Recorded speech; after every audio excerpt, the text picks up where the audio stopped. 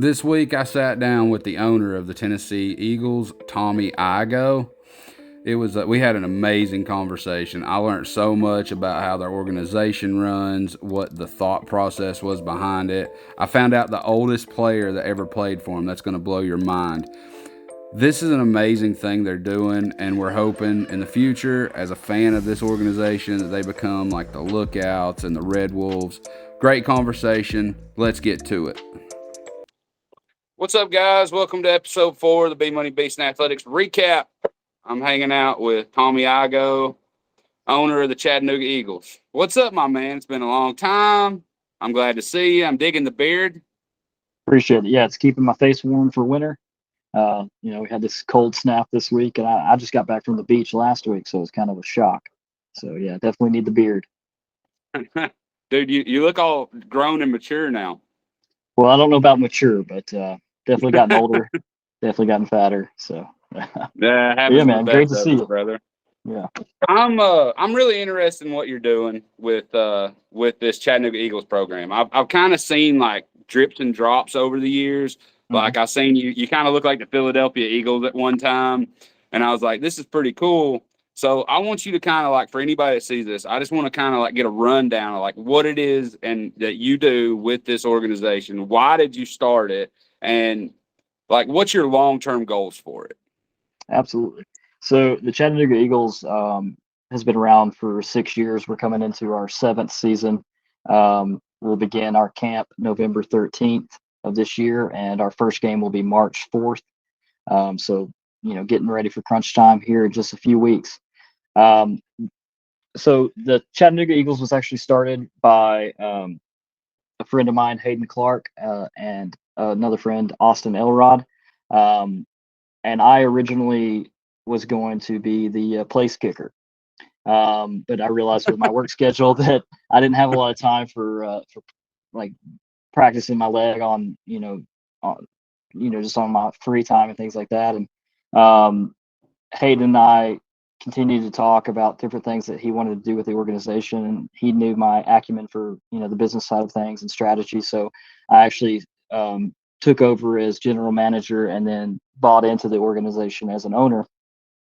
And now coming into this year, you mentioned, we had a logo similar to the Philadelphia Eagles. And as we continue to grow the brand, we wanted to get away from that because, to avoid, there ever being any problem with trademarking or anything with that, but also just to, establish our own brand. So we've actually announced that we're going to change our name to the Tennessee Eagles to be more welcoming to, all Tennesseans who want to be a part of this organization. We've always had guys from Knoxville, Nashville, Chattanooga, Cleveland, coming down to play for us, even guys from Alabama, but I'm never putting Alabama in front of my name.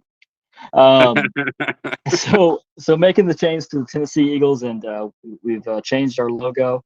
Shout out to Amber Simpson, who helped to design the logo that you see here on my hat, and then a shout out to Bmoney Beastin Athletics for putting together some swag for me. I was able to go ahead and get me a hat that I could show off to folks, and just get the new logo out there. So, but what we're trying to accomplish is we like to call ourselves a professional development organization. We run a very tight organization and try to keep things, very, very professional and build the brand. But what we're really trying to do for these guys is giving guys that come to play for us the chance to reach a next level beyond just, semi-pro. We want you to get to a level where you're getting calls from arena ball. We actually sent our quarterback 2 years ago to play overseas in Germany. Dude, that's awesome. Yeah, he had the opportunity, to get paid to play football, and that's the dream, right? So we provide film. We provide all the necessary facilities and take care of all those things, so that these guys can still play the game they love if that's all they want to accomplish. But if they want to take a next step as well, we try to provide everything we can for them to be able to do that. Isn't there like some situations I would think that there would be situations where, like, say a high school kid couldn't make grades or things like that to get into college, and maybe he's going to community college, but he could play and perhaps get, maybe a chance to go somewhere, have game film and grades to maybe get in to play over here. Like, that's got to be something in the background too, right?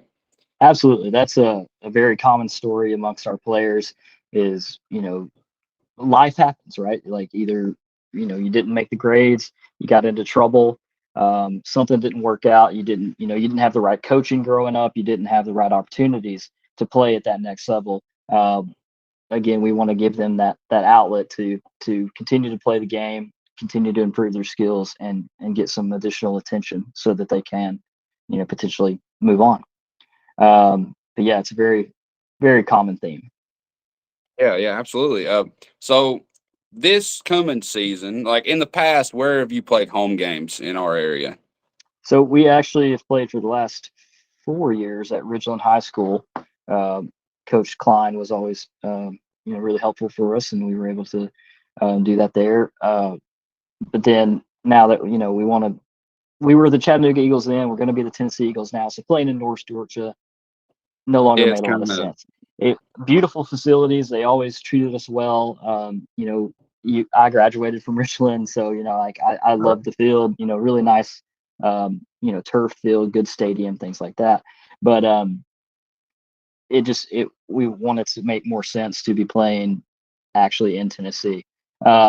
So we actually do have a couple of different options on the table right now. We're still trying to make a final decision, and we'll be announcing our new future home very soon. okay. Cool, cool. Um, in the past, you said 7 years, right? 7 years, Yeah, they're 7 coming years. into our seventh year. Yes. Coming in 7 years. In the past 7 years, what do you feel that has gotten better with your organization from year one to year seven, if that makes sense? What do you think you're doing better now that you weren't doing maybe as well in the beginning? Yeah, absolutely. So one of the things that I'm proud of because I was involved in it is growing the brand, building awareness about who we are and what we're trying to do, recruiting new players and finding new folks to add to our staff, and just trying to make it a fun and environment for people to come watch the great game of football.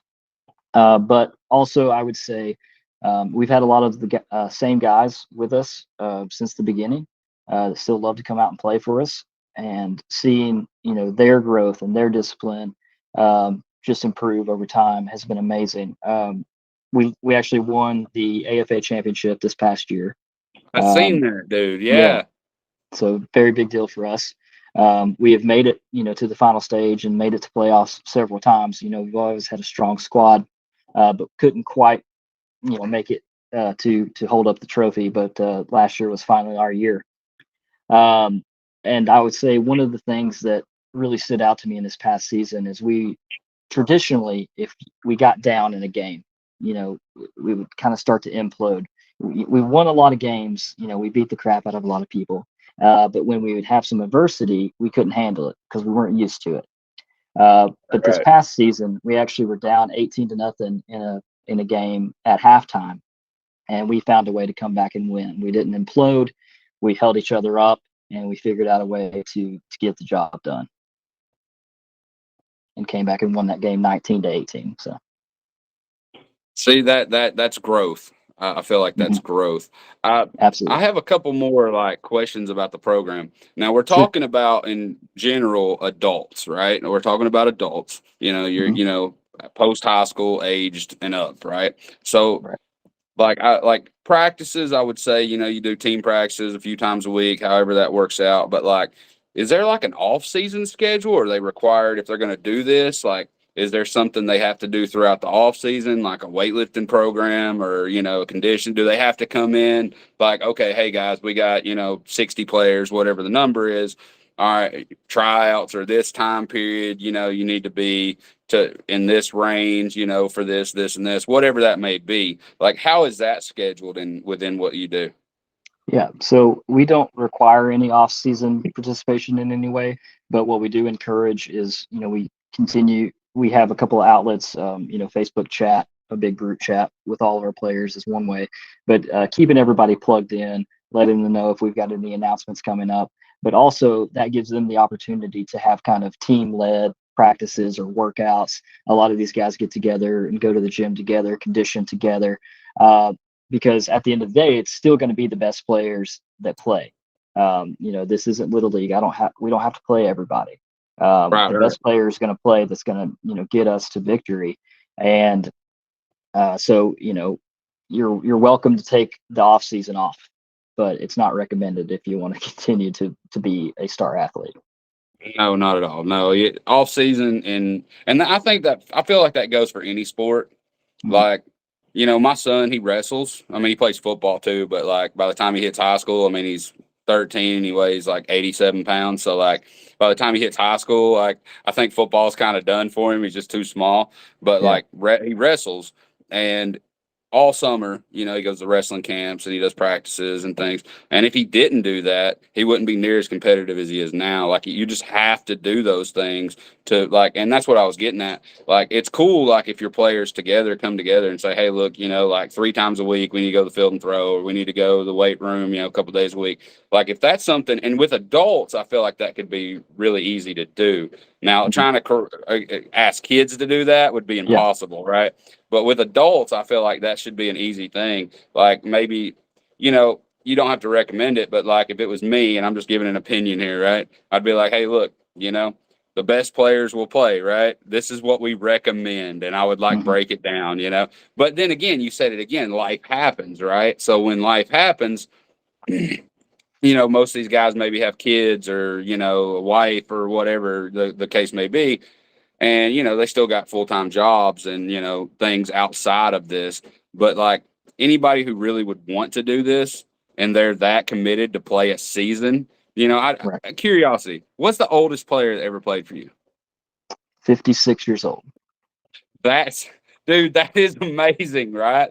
If Yeah. you have a 56-year-old man that wants to play football, not flag football, not pickup football on Thanksgiving, tackle football at Yeah. 56 years, I'm 34. If I played a football game, I haven't played a football game since November of 2006. If I I would played die. one in 2022, I would literally implode, right? Yeah. So at 56 years old, that man had to be absolutely dedicated, right? I Yeah. work a job, I have kids. He may have even had grandkids. Like Yeah. I'm not. So I believe he does. Yeah. yeah, so you got a guy that's a grandfather playing tackle football at 56 years old. So I feel like you're in a good spot with that. Like anybody who would want to do that, like they're going to be dedicated enough to work out in the off season, condition, stay in shape for the next year, which is really cool. That's actually an amazing story right there. 56-year-old. I didn't expect Yeah. that. It's even better than that, honestly. So two of his sons have played for us for years, and he wanted to have one last ride with his sons, be on the same team as his boys, and Wow. play with them. So yeah, it was great. We loved it. Dude, I think that's like the dream, right? Like LeBron James talks all the time about how he wants to stay in the NBA long enough to play with Bronny, right? Like, Right. so, I mean, that's probably like the dream. I can't imagine being on the same football field as my sons, right? Like, Yeah. that would be super cool. Like, props to that guy. What's his name? Let's give him a shout out. Alonzo Blackwell. I don't know, I can't say that, but you did. So, like, props to you, big dog. That is awesome. I'm a big fan. Um, We So we call him got kind of OG, like so you can say OG.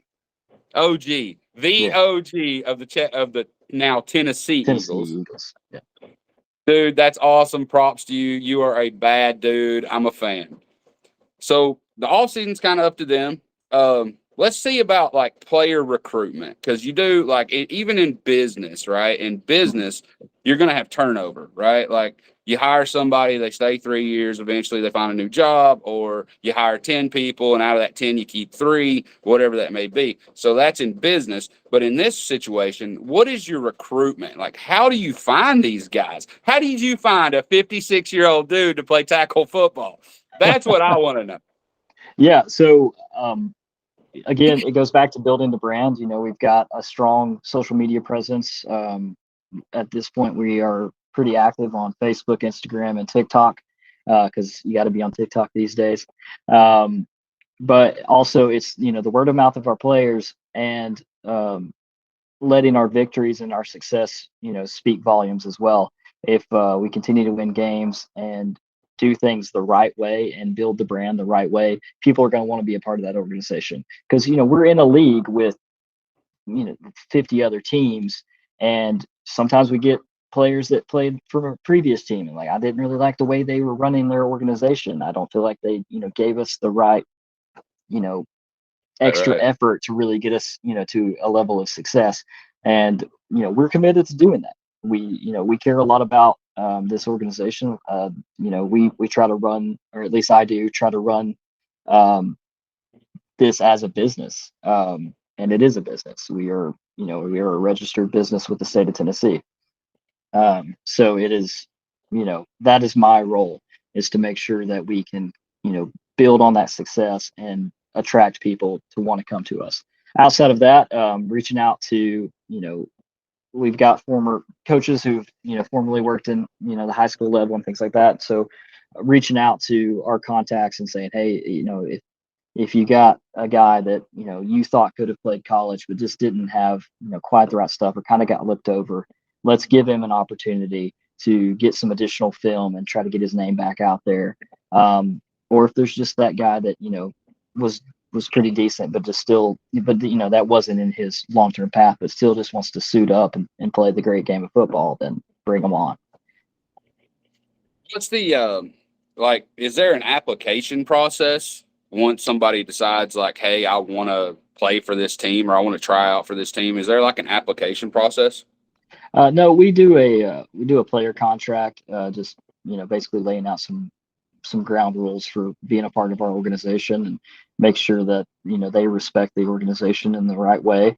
Uh, but the main thing is just the commitment, come into practice, being on time, putting in the work, communicating with your coaches, communicating with your brothers on the team, and just doing what you can to make a name for yourself, and rise above. What's a average practice schedule for your team? So, this, as a former football player, Jesse, you may find this amazing. We practice 1 day a week up until the season starts, and then we just have games on Saturdays. So it is, we try to keep a simple offense, a simple scheme, so that we can teach it quickly, and then we just hammer that out week after week. Uh, our coaches will reach out to their individual groups, during the week, and talk about some things, and install some different strategy. But for the most part, um, we got you 1 day a week, and for about 4 hours, and we've got to learn, we got to move quickly, and you've got to pay attention to the coaches, listen to the veterans on the team, and yeah, just get acclimated to the way we do things very quick, so that we can get ready for game time. Because once we get there, there's really no more practices. See, that's that in itself, that situation. Yeah, it does blow my mind, right? Because like just this year, like at the middle school where my son goes, right? Like he's a sixth, seventh grader. I got two of them, a sixth grader and seventh Yeah. grader. They're at Rossville Middle, right? And they were putting in like a veer, right? And you're talking about 11 to 14-year-old kids trying to learn the veer. That's a complicated offense, right? Yeah. They did it all summer, like a couple days a week in the summer. They did it all through the spring before that for 2 weeks. Then they did it every single day, rep, rep, rep for months, right? And dude, there Hmm. were still balls on the ground. The pitch wasn't always perfect. Right. Like you, you're taught give, give, give to the fullback. And then the one time you pull, you're not reading in, because you're talking about young kids, but that's a complicated offense for young kids. I can't imagine somebody that works a job and raises kids and pays bills and all these things that are trying to learn this playbook, and then from not practicing during game week. Is that standard for the league though? Is that pretty standard for Yeah, the league? it's pretty standard. We it, with being grown adults with families and work schedules and things like that, you try to schedule during the week or anything, you're not going to have many people show up. We Right, always tell right. our guys, work and family come first. Um, we completely respect that, but for the limited amount of time, if you're going to commit to being on this team, you got to be there. And if there's a situation that arises that you can't, you have to communicate. And that's our biggest requirements. Right, right. I got you. Well, looking forward, um, what is the long term? I'm going to end with this. this has been very, very interesting. My big highlight of this is the 56-year-old who, dude, props, brother. I'm a fan. Um, Long term, like it's 2022. Where do you want to see this thing go in by 2032? What do you want to see this be? What are you trying to develop long term scheme like of what this will end up being? What is that? What do you want it to be in 10 years? Yeah, so I would love to see us we're going to continue to grow, continue to innovate our brand and make people aware of us. But what we want to see as the 10-year plan is uh, I'm currently working to register us as a nonprofit, a registered 501c3. As we serve our community and serve the guys on our team to offer them a platform to continue their education in football. I think it makes the most sense, and that also will allow us to open a few extra doors for growing our brand. And with that, we hope to get to a level of like CFC. Jesse, you may know I played soccer my whole life, and Chattanooga Football I Club think is I did great. know that. Yeah, I played football when I was like 12. But I like your son, I was too small when I got to high school. I think I weighed 120 pounds my freshman year, so football was Right, never for right. me. Um, but I love soccer. Soccer's great. CFC does a lot of great things. Chattanooga Football Club, they do a lot of great things. They play at Finley Stadium. They get a good crowd. It baffles me that semi-professional soccer is as popular as it is in the South when I've got a football team in the South that I would love to fill the stands of 5,000, 10,000 people on Saturday with. Like, Absolutely. are you telling me there's more people that like soccer in Chattanooga than football? I think not. So that's where we want to be. We want to be on that And level. I feel like when you said that, and I actually met one of their players actually a few weeks ago. He was from like France or something. He had a crazy accent. I couldn't say his name to save my life, kind of like I couldn't say the OG a few minutes ago. But Yeah. I take Bryson a few times a week over to North Spring. They do like the cold chamber, cryotherapy, stuff like that. And that guy was in a chair, and I kind of chit chatted with him about it. I feel like the reason that would be more popular right now is because of where they play, right? Right. Where do they play? You're right in the middle of downtown, so you can literally drive, or you can get out, you can park behind Finley Stadium and walk. There's a bar right there. There's this down the street, a restaurant, whatever. So it's kind of like all inclusive. So Mhm. maybe to build this up, and this just as an opinion feedback, maybe get closer to more like at Ridgeland, you're kind of off by yourself, right? Exactly. Like, Yeah. it's down Happy Valley Road. You're 10 minutes before you get back up to Fort O where there's like restaurants and things. Yeah. Maybe Not a when bar you in guys, sight. not a bar, not nothing. Like there's nothing. You can't even grab a cheeseburger, right? So like, and I understand. Right. I guess you guys would sell concessions, right? At some point, like you sell concessions, or do We do. Yes. so that We would do. be like revenue for you guys. But like, some people's like, hey, dude, this is cool. We're gonna go watch this football game. I want to drink a beer, right? If wherever you decide, which granted, it ain't gonna be within walking distance, but try to get maybe in a more congested area. I feel Yeah. like that will raise awareness. I just do. Like if I was driving by, and this is just as a outsider, right? Which I'm a sports fan, big sports fan, but if I'm driving by, I have nothing to do on a Saturday, and I see a football game going on, and say there's a couple hundred people there, and I'm like, dude, it's like the spring, right? Because you're a spring league, Mhm. right? I'm Right. gonna be like, dude, this is cool, and I would pull over just to see what was happening. So, but down 2A there, I think that was a little deterrent, right? So maybe Absolutely. a more congested area would build this a little faster, if that makes sense. Yeah, we certainly think so. That's definitely in the plan, is to try to find a location that is, better serving to just fans learning about us by driving by. Um, because there's still, and we want to become a household name. That's part of it as well. Like when people think of Chattanooga sports, we want them to think of the Tennessee Eagles, um, just like they do the Lookouts and CFC and the Red Wolves, right? Right, right. Um, So yeah, we definitely do have to consider that. And one of the big issues, like I feel like Howard High School would be a perfect location. It's right off of 24. You can see the field from 24, right? Yes. But it is it, like all Hamilton County public schools, is still a grass field. So that's where the cost and things start to pile up. You've got to pay to get it painted. You got to the time commitment to paint it, and then what happens with weather and things like that. So what that's what led us to Ridgeland originally, was that it was a Turf. turf field. And that's, we looked at some of the other schools in Chattanooga that have turf, and most of those are private. And then you get up into like the Cleveland, Chatsworth area, there's some turf fields up there. So that's more of my plea to the Hamilton County School Board. Just go ahead and let everybody pay for turf for all the Hamilton County high schools.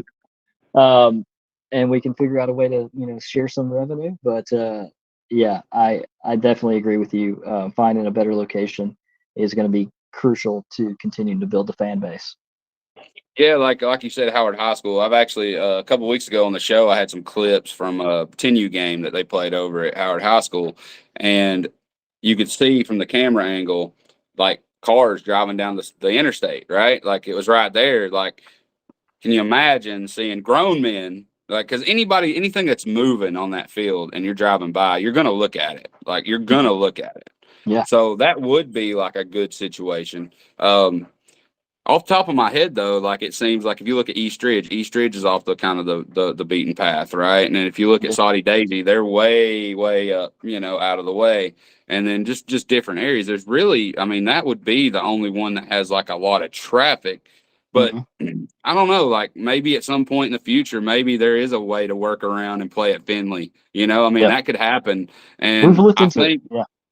I think Finley Stadium, you know, I grew up in North Georgia just like you did, right? And Yeah. for my whole life, I've never been like a Go Mocs fan, right? But like I've always rooted for the Mocs, right? Because from the Chattanooga area, and I feel like this could kind of mold into kind of the same thing. I'm rooting for the Eagles because they're our local team, right? Yeah. I think that could build the same way, especially if you could, because right there, Finley's like right in the middle of everything.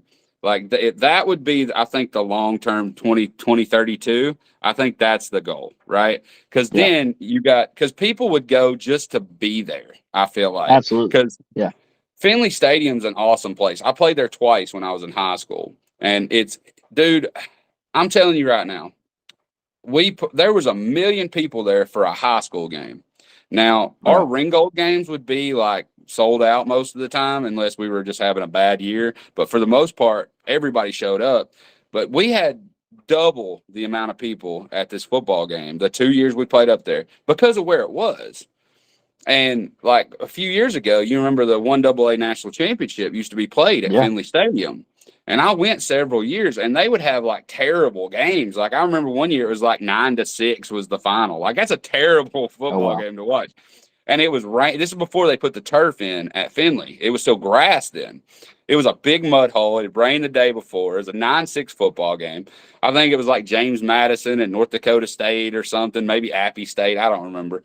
But just the idea is you had all these people. They're paying like, I don't know, it was like what, $10 back then, $9 or something to go in and hang out and watch a football game. And I feel like that can fit right in, like you said, with like the Lookouts and the Red Wolves over in East Ridge. They built that stadium. I got a question that you might be able to answer because I'm not a soccer guy. Soccer fields are they twice as big as a football field? Not twice. I think they're maybe 30 yards, 50 yards difference. Because if you think about in high school, basically it expands just a little bit outside of where the football field lines are. If you look at turf fields, but yeah, not quite double for sure. Well, I mean, I'm guessing there's legit kickers in your league, right? You kick off, you play special teams, like that's a thing. Yeah. Yeah. See, I was on top of my head there for a minute. I was like, that Red Wolf Stadium's really cool right there, right? But there's no field goal post, right? Yeah, and probably that kills that yard lineage either. Yeah, that's a really cool location though they picked for that. But Tommy, You're awesome, bro. I think what you're doing super cool. Stay in contact with me. We're going to partner up. We're going to do something cool together with Bmoney Beastin Athletics. I have enjoyed this conversation. I got a lot of background on this, and I feel like people enjoy watching this because, like, now we have like a layout of what this really is. Does that make sense? Absolutely. Like, and I've answered questions too about Bmoney Beastin, right? Like, what is Bmoney Beastin Athletics? And the more I talk about it and kind of lay it out, people understand. But just posting and things, sometimes they're just like, what is that? I'm not sure. So now we know, right? And that's awesome. And I'm rooting for you. Stay in contact with me. And brother, we'll talk soon, man. Sounds great, Jesse. Thanks for having me on. Thank you. This past Tuesday at Don Patterson Field in Ringgold, Georgia, the Gordon Lee Trojans defeated the Ringgold Tigers 20-14 to win the 2022 NGAC Football Championship. Congratulations, Gordon Lee Trojans. Episode 4 in the books of the Bmoney Beastin Athletics recap. Guys, it was awesome to learn about the Chattanooga Eagles, Tennessee Eagles now. They're still the Chattanooga Eagles on social media, on Facebook, Chattanooga Eagles. They got a cool new logo. They're rebranding, they're expanding, they're going to do some big things. And I hope in the future that they do end up in the same conversation with the Lookouts and the Red Wolves and the Chattanooga Football Club. That would be an amazing thing if they could play at Finley Stadium sometime in the future. Thanks again to Tommy Igou for sitting down, hanging out with me. If you'd like to be interviewed for the Bmoney Beastin Athletics recap, you want to talk about your team, something you're into, whatever it may be, hit me up. info@bmoneybeastinathletics.com. Want some fire swag? I could do some one-offs now. I got a direct-to-garment printer locally. Info@bmoneybeastinathletics.com. I'll give you all the info on that. You can check out our website, branded apparel, bmoneybeastinathletics.com. All right, guys. Thank you for all your continued support. If you got highlights, anything you want me to put up on the show, send it in. Info@bmoneybeastinathletics.com. Whatever you're doing in life right now, do not forget, show up and show out. Peace.